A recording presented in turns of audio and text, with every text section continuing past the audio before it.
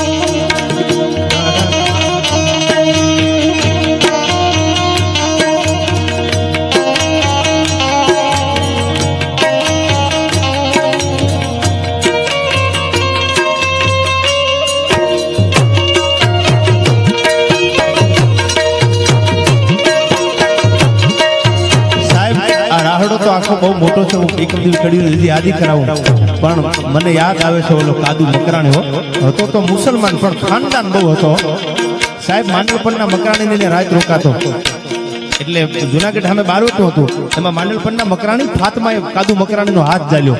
એ કે હું તારા મર્દાનગીની માથે ઓળગોળ છું, મારી યાર નિકામ પટી લે.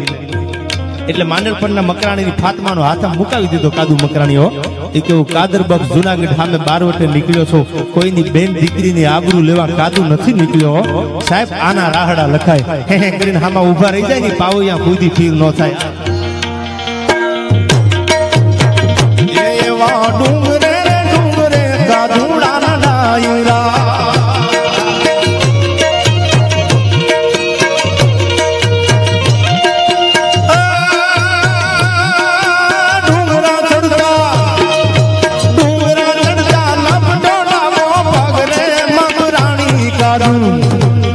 તો ડંગો રે દીધો છે હોરઠ દેશમાં, તો ડંગો રે દીધો છે હોરઠ દેશમાં.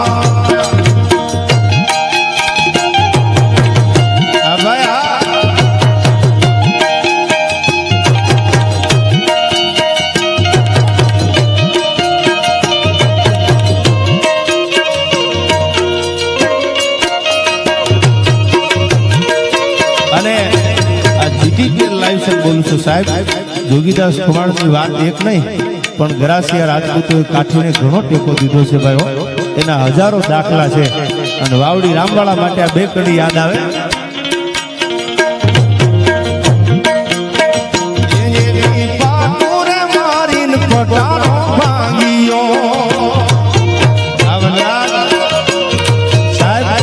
અમરાપુરના ગોલણવાળાને રામવાળાને જેલમાં ભાઈબંધી થઈ એટલે ગામ ભાંગ્યું. ગોલણવાળાએ કીધું કે રામભાઈ પટારો નથી ભાંગતો.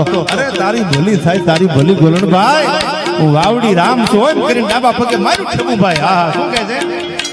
એ એવી પાટુરે મારીને પટારો ભાંગ્યો.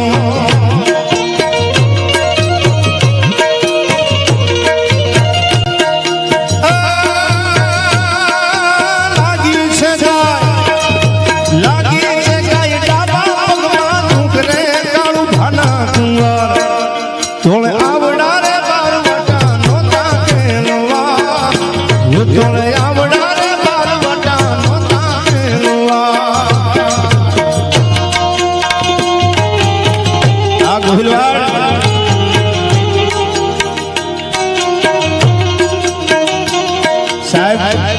સિંહણના પાદર સુધી જેથી વેરડું મૂકવા જોગીદાસ આવ્યા ને તેથી રાજપૂતાણી પડદાને માગો કરી અને જોગીદાસના ઓવારના લીધા હતા કે જોગાભાઈ તારું બારવટું એક દી હોનાની મૂછે પાર ન પડાવું તો હું રાજપૂતાણી ન કહેવા હો. આ મજા હતી ભાઈ.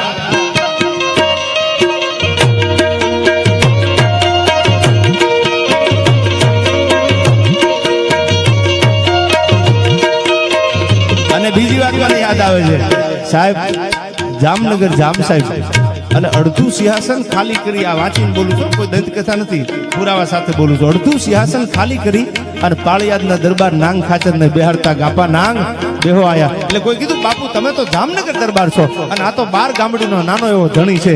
અને તેથી જામ સાહેબ કહેતા હતા કે એની ઘોડાહરીમાં એક ઘોડી જોઈ અને મેં એક વાર અને બીજી વાર એમ કીધું કે નાંગભાઈ ઘોડી બહુ રૂપાળી છે. એ કે બાપુ હવે કાંઈ બોલો તો મારા લોહીના હમશે જામનગર કાલ મોકલાવી દો. આ મજા હતી ભાઈ.